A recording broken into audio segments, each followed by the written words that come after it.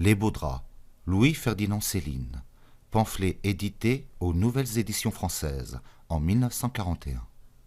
Ça y est, il paraît que tout change, qu'on est maintenant dans les façons, la rédemption, les bonnes manières, la vraie vertu. Faudra surveiller son langage. Il y a des décrets aussi pour ça. Je suis passé en correctionnel, faut pas que ça recommence. Surtout ne dénommons personne. Rien que des idées générales. Madame de Broussol en a bien, nez plumier, sardines à l'huile, pudibonde, pas à l'eau, pernode, je me comprends. C'est l'astuce, parfaitement seule. Je me donnerai pas, je mouille plus du tout, je m'hermétise, je suis bourrelé de mots secrets, je m'occulte, et encore tout à fait prudent, tout devient des plus épineux. Il y a des censeurs, des délateurs dans tous les coins, je sais plus où me mettre. Châtions nos expressions. La France est bourrique, c'est plein la commandature des personnes qui viennent dénoncer. Elles vont au parquet ensuite.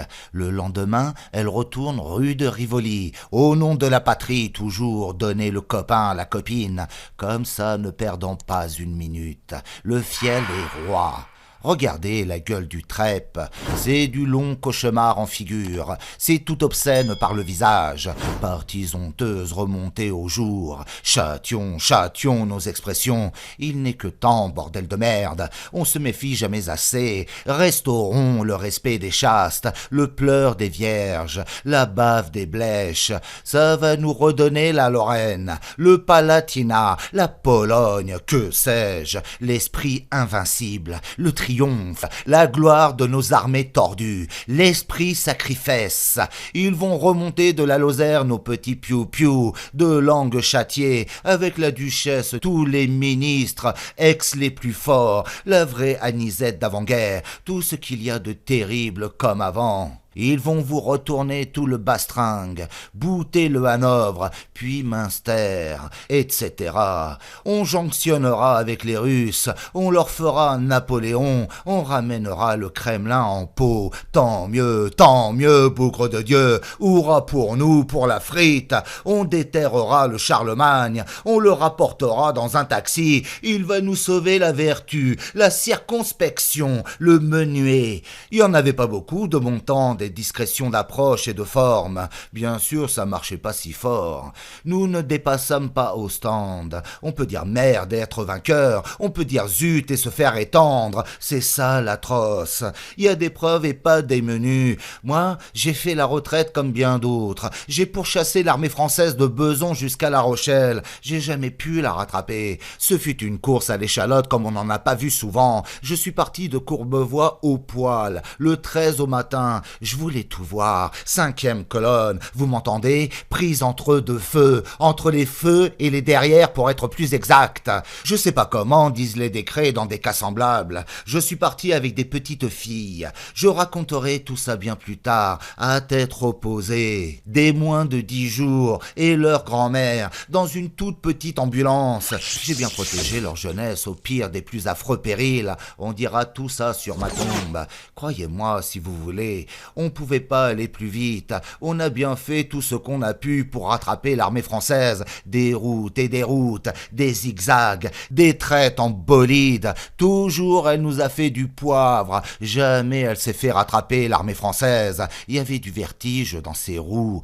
Oh, la retraite à moteur. Oh, la prudence priorisée. Oh, les gendarmes redevenus hommes. À la grelottine sauf qui peut. J'ai vu des tanks de 40 tonnes bousculer nos orphelins, nous bazarder dans les colzas pour foncer plus vite au couvert, la foire au cul, aux rageantes ferrailles à panique, charge aux pantoufles, la tripotée 71 suivie de 40 ans de honte, fut un fait d'armes munificient à côté de la dernière voltige. C'est pas des choses qui s'inventent, c'est pas de la vilaine perfidie, on était 15 millions pour voir. Il y avait plus besoin de Paris soir, il était déjà en Espagne, lui qui prétend prétendait tout le contraire, il nous avait abandonnés, que c'était tout cuit pour Berlin, quel déconvenu, il était pas sincère sans doute, pourtant on était libre alors, oh ça recommencera jamais, à présent c'est une autre époque, il y a des bons usages, des sincères, de la vraie vertu, des tickets. La tricherie est presque impossible, on rédempte et on se sent du code, je me sens renouveau rien qu'à me relire, j'ai 10 ans. Hé, qu'as-tu fait de ton fusil? Il est resté au champ d'honneur. Ça devient curieux, les soldats, quand ça veut plus du tout mourir. Il y a quelque chose qui se passe, l'entrain manque. Voyez ces jolis officiers emporter leur armoire à glace, déménager leurs plus précieux biens, la petite amie, en torpedo priorisante. On les reverra pas de sitôt. Le grand jour des décorations, un jour de gloire comme les autres. La terre tourne quand même, nom de Dieu. On nous refera ça au cinéma. Les champions du monde de la guerre. On retournera ça tout autrement. Vous savez, la jolie nageuse qui recule but sur son tremplin, rejaillit là-haut à l'envers. On refera ça pour l'armée française. De Saint-Jean-Pied de Port à Narvik, tout à l'envers. Et ça se passera parfaitement. Et tout le monde sera bien content. Les vaincus seront de l'autre côté. C'est tout ce qu'on demande. C'est déjà fait. Vous avez pas vu un petit peu tous les prisonniers qu'on promène, qui passent en camion ? De la viande, je vous dis, des malheureux, du bétail. L'esprit est pour nous, c'est le principal. Regardez-moi ces Rital, regardez-moi si ça se défend, à Bardia et puis ailleurs, en plein désert, coupé de tout, contre 200 000 enragés, blocos par blocos, 25 jours. Je vous demande franchement, qui dit mieux? Ils auront peut-être des revers, mais faudra drôlement qu'ils se hâtent pour nous surclasser en pétard.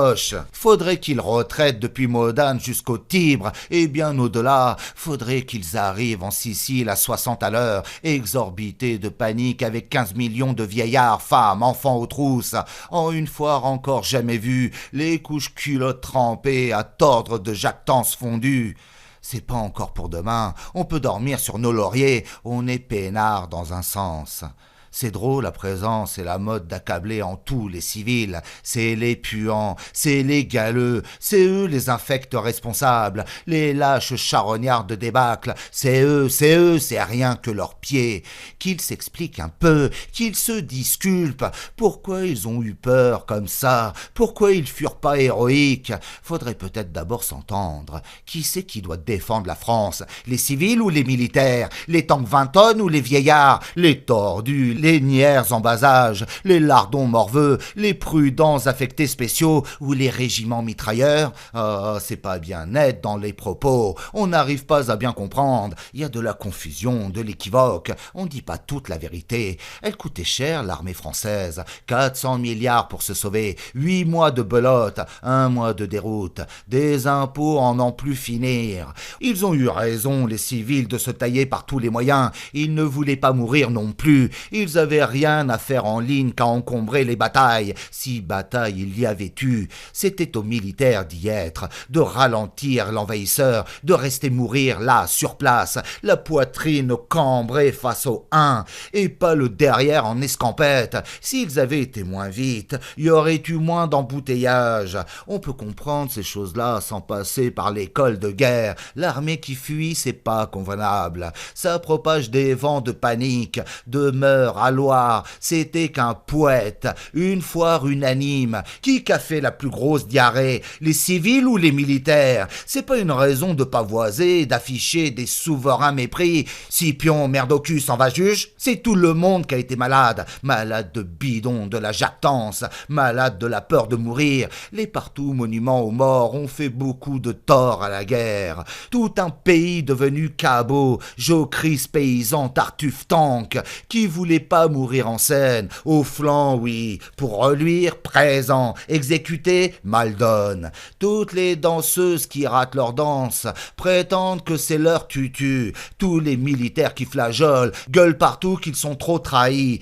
C'est le cœur qui trahit là de même. C'est jamais que lui qui trahit l'homme. Ils voulaient bien tous jouer la pièce, passer sous les arcs de Brandebourg, se faire porter dans les triomphes, couper les bacchantes du violon vilains, mais pas crever pour la nation. Ils la connaissent bien, la nation, c'est tout du fumier qu'on sort, c'est tout des ennemis personnels. Pardon alors, et l'après-guerre, qui va en jouir si ce n'est pas nous, les canailles des merdes, y a que les cons qui clabent. L'après-guerre, c'est le moment le meilleur. Tout le monde veut en être, personne veut du sacrifice, tout le monde veut du bénéfice. Nougat 100%, bien sûr, il y a eu des morts quand même, des vraies victimes de l'imprudence. C'est rien à côté des millions des absolus martyrs de l'autre, les calanchés du cœur nature, ceux de 14 à 18. Merde, on peut dire qu'on les a eus, même les carcans de la foutue cerise qu'on peut regretter, honteux de tout, 800 000 qu'on en a buté.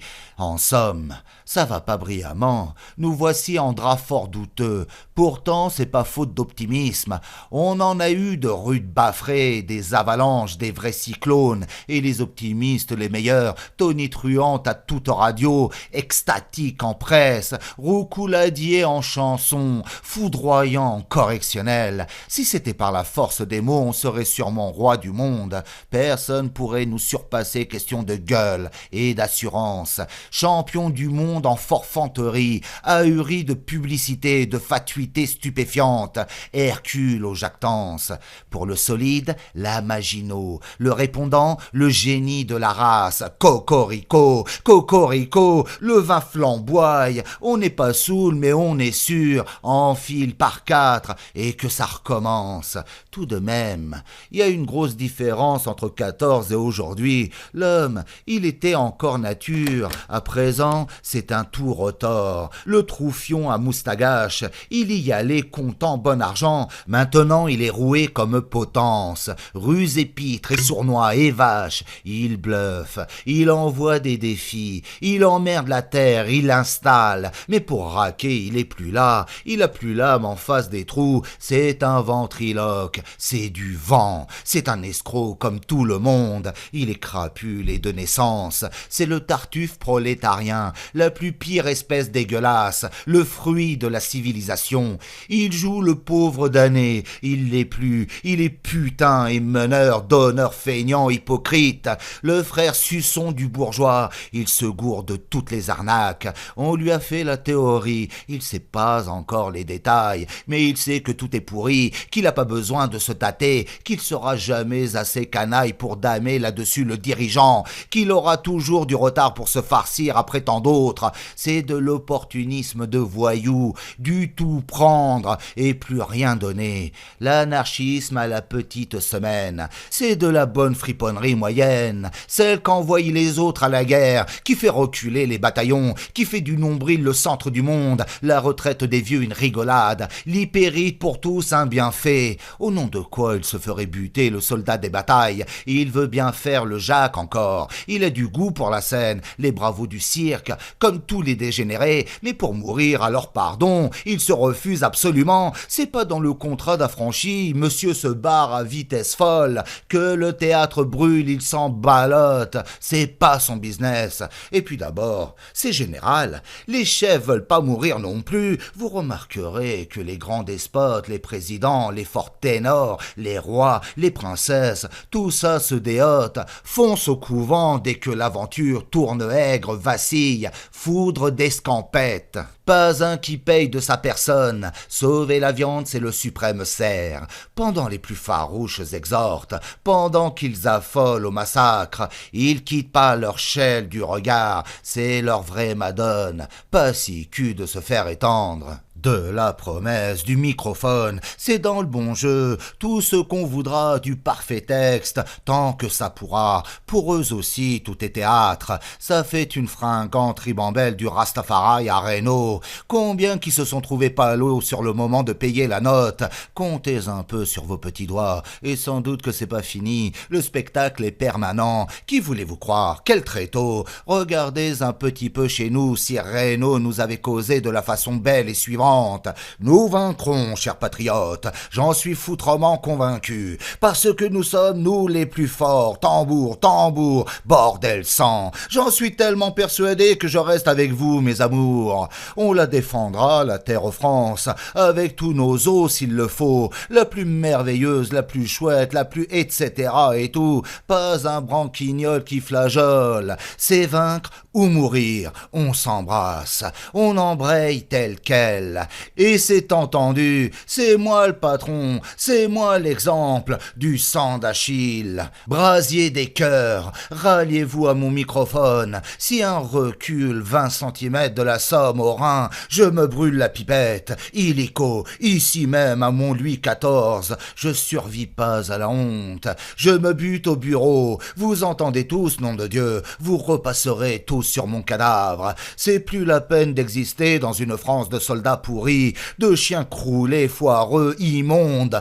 partout sous les jupes. J'en veux plus. J'ai dit, moi, le ministre de la guerre, et pour une fois, c'est pas du tout pour de rire. Sonnez clairon, roulez tambour, ça en serait des épinals, des fresques à reboumer l'héroïsme, on serait heureux dans les manuels. Hélas, c'est plus ainsi qu'on cause quand on est de croisade aujourd'hui. Trail and safety first.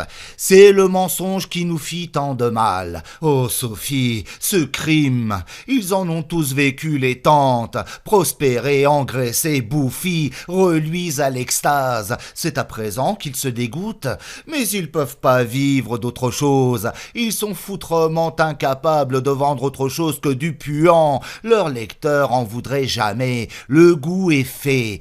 De quelle volée d'étrivières faudra-t-il labourer ces chiens pour les guérir, pour les redresser à la hauteur d'homme, à leur affaire qu'au fond des boîtes, fouinant, rampant, unanime. Je veux parler des journaux et des lecteurs et des romans, des radios, du reste, charlatans, canailles et consorts, à la grande curée du cheptel, Tartuffe notaire, grands auteurs, main dans les mains, échange académique de merde, stylisé, brossage des tatanes en tout genre.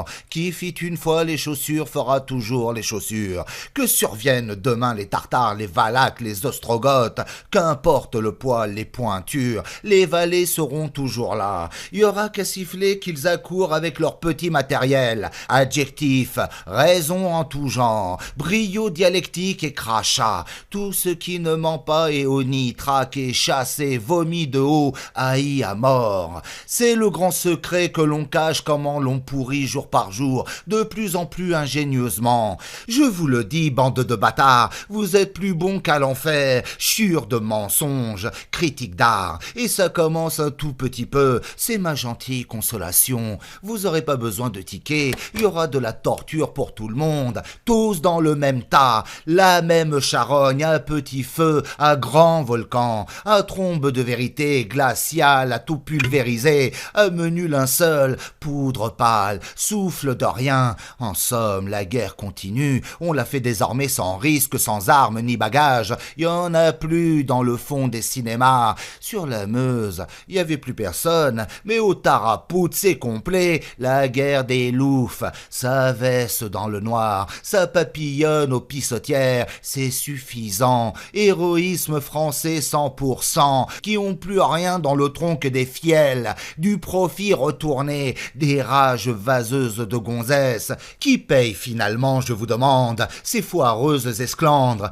Les prisonniers, tiens, c'est fatal. De ça alors, le petit français s'en fout, pourvu qu'il joue sa comédie. Le petit Cresson, le petit Durail, le petit os terrible client. Dis donc, Hortense, ah, dis donc, si t'avais vu ça, quoi donc, mon petit Mimile, sur le boulevard Magenta, alors, dis donc, un Fritz, ah, qui nous en débarrassera? Je passe derrière, dis donc que j'y fais, vive de Gaulle, grosse vache, vive de Gaulle. Ça alors, dis donc Mimile, t'es pirate et tout, je veux, mais alors là, pardon, quand même, je les emmerde, je te dis, je les emmerde. Mimile, tu me fais peur. Pourquoi ils se gêneraient, les Anglais? Ils auraient bien tort. Les Français, ils sont tout consentants. Ils sont enthousiastes d'être battus, écrabouillés, dépecés vifs. Ça leur fait plaisir. Agadir, Dakar, Dunkerque, Libreville, Mers-el-Kébir, fouillis les oies, ils peuvent bien prendre tout ce qu'ils veulent. Vive les grandes banques et vive le roi, les Antilles, les Indes, Mendoza,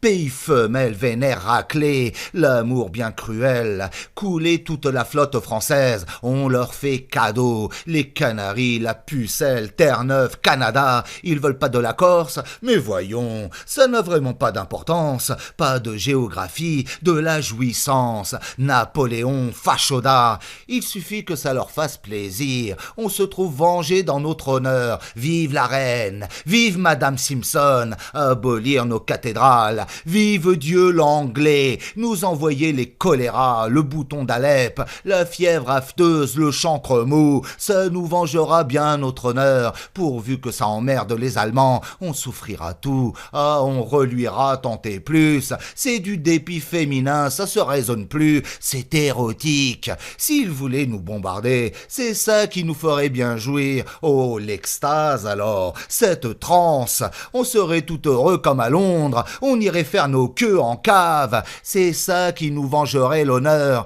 et s'ils nous mettaient les gaz, du coup alors on se tiendrait plus, quelle folle délice, quelle jubilation jusqu'aux anges, c'est là vraiment qu'ils nous aimeraient, c'est ça qu'emmerderaient les Allemands, on leur ferait des trous dans leurs masques, ils sauraient pas ce qui leur arrive, oh alors ça pardon, ça serait pas la moitié d'un sport, on rigolerait de jour et nuit, on serait mort pour la chambre des lords de rire sur les gaz hilarants, c'est autre chose que des colonies, il n'est de Bosco ni tordu qui n'ait un peu le diable au cul. Dicton, Washington n'aimait pas. Mais Roosevelt, lui, il les aime bien. Il est leur homme 100%. Il a rien à leur refuser. Il entraîne tout dans la guerre, l'USA, le continent, la Lune. Il s'en fout énormément. Il jouit, il est d'âge, il s'amuse. Après moi, le déluge. C'est du Louis XV. Ce sera pas long. Je donne pas 20 ans à Broadway. Que les chèvres y paissent. Vous allez voir cette musique. Ils se doutent pas, les Français, comme ça se présente l'Amérique. Ils se font des illusions, 40 millions de blancs bien ivrognes, parfaitement dégénérés, dames tout au moins effroyables. On n'a qu'à tout petit peu ouvrir les portes de la catastrophe, vous allez voir cette corrida, c'est Carthage en beaucoup plus brut, plus arrogant, plus pourri, ce genre d'anarchie est perdu, le monde sauvé par les frères Marx. Nous sommes au dessin animé, il y aurait de quoi rire en d'autres temps, mais comme on se trouve, il y a de quoi se la mordre, aux étoiles, 36, 48, toute la boutique, démocraton, 36 chandelles. Félix le Canard avec nous. Il résulte d'une étude du Bureau des statistiques américains qu'entre 1939 et 1940, les tendances du peuplement des États-Unis se sont complètement bouleversées. Les nouveaux temps, 2 février 1941. Il prédit que dans 100 ans, les Blancs habiteront à New York un quartier réservé. Trêve d'hypocrisie. Les Français, ils rêvent ministère. À quel ministère il rêve? Président du Conseil, De Gaulle. Guerre, Reynaud. Affaires étrangères, Eden Anthony. Finances, personne. Intérieur, Mandel. Air, le petit sou. Justice, Marchandeau. Santé, famille, le sirop des Vosges yéyé. Voies et transport, y en a plus. De la misère, le Père Noël. PTT, Saint-Odile. Information, Geneviève Tabouy. Quel est le plus grand politique que la France ait jamais connu depuis Louis XV? Raymond Poincaré. Celui-là, il connaissait nos droits. Il plaidait le dossier de la France l'un dans l'autre tous les 8 jours. Avec lui, ça périmait pas. Jamais il perdait notre cause. Il gagnait toujours. S'il était vivant, ça se serait pas passé comme ça. Comme ces vilains, les hypocrites. Pourquoi ils disent, les Français, qu'ils ont pas voulu la guerre? Ils l'ont bel et bien voulu. Ils ont tous été derrière Daladier au moment de la déclaration, tout autant que derrière Clémenceau, et puis après derrière Mandel, et puis encore derrière Reynaud, et puis derrière n'importe qui. Cocorico, 800 000 affectés spéciaux, et tous les écrivains avec, et tous les journalistes avec. Voici la simple vérité. Ils en voulaient pas de la guerre? C'était bien simple, bien facile. Ils avaient qu'à écrire une lettre chacun à leurs députés qu'ils en voulaient pas de cette guerre, qu'ils en voulaient à aucun prix, sauf casus belli par l'Allemagne. Jamais on l'aurait déclaré. Ça leur coûtait chacun 1 franc. C'était vraiment de la bonne dépense et de la bonne démocratie. Je crois qu'on l'a senti venir, cette guerre, qu'on a été des plus prévenus 100 fois, 1000 fois plus qu'en 14, en toute connaissance de la cause. À l'heure actuelle, on serait pépère, dans la bonne vie, heureux et tout. La connerie a été donc faite sciemment, délibérément, par une bande de cons. On n'aurait pas eu de prisonniers, on serait derrière notre belle armée, toujours redoutée, redoutable, derrière notre la Maginot intact. On attendrait de faire les arbitres, on serait les caïds de l'Europe, adulés, respectés, pelotés, tout. Tous les Français sont des gaullistes sikhs, à de rares loustiques exceptions. De Gaulle, ils se pâment. Il y a 6 mois, ils entraient en crise quand on leur parlait des Anglais. Ils voulaient tous les refoutre à l'eau. Il n'y en avait plus que pour faire donner. À présent, c'est tout pour Albion, par Albion, sous Albion. Qu'est-ce qu'on risque? Au fond, c'est plus qu'une bande de singes, des velléitaires jacassiers, des revendicateurs gâteux. Ils savent plus ce qu'ils veulent, sauf se plaindre, gueuler, et c'est marre. Ça finit par tomber du ciel, revendiquer, nom de Dieu, c'est la loi, le plus grand Condé du monde. La bonne Jérémiade, comment qu'ils l'ont adopté. Vous voulez plus des Anglais? Râlez. Vous voulez plus des patrons? Râlez. Vous voulez refaire la Pologne? Râlez. La Palestine, le Kamtchatka, le bois de Boulogne et la Perse? Râlez de plus en plus fort. En voulez-vous des pommes de terre, de la lune et du patchouli, du triporteur, de la langouste? Vous cassez pas la tête, allez. Pour finir la révolution, faudrait qu'on leur offre le moulin, la petite crécelle à prière, et que c'est tout écrit dessus, les doléances en noir sur blanc, les espoirs, les exigences, comme au congrès du lama. Ils tourneraient ça tout en marchant, en processionnant pour que ça tombe, chacun son petit moulin d'éternelles revendications. Ça ferait un barouf effroyable, on pourrait plus penser qu'à eux. Je suis l'homme conscient, j'ai des droits, je suis opprimé, je veux tout. Ça serait définitif tel quel, on serait apaisé dans un sens, on pourrait plus placer un mot, le éteindrait tout.